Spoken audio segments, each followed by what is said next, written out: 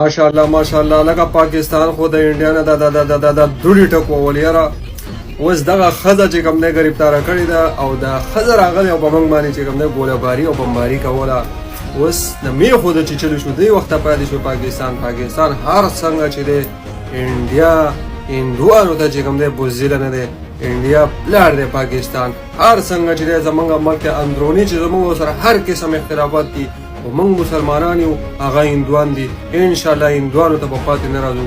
زمونږ د پاکستان چې کوم پایلټان دي هغو د خیر سره خپل د مرګ په پرچې باندې دستخط کړی دی چې وایي موږ به یا مرو یا بچو دغه انډیا ته به موږ دنده ځو او دننه تلي او بیا خو په حفاظت باندې راواپس شوي هلته چې کوم دی داسې کاروایي کړې او داسې چې کوم دی داسې تباهي چې کوم دی پیدا کړې ده.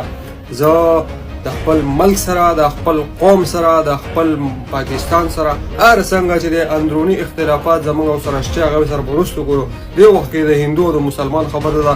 مسلمان چې هندو ته پاتې راشي نو دا د سره مسلمان نه دی پوه شوې.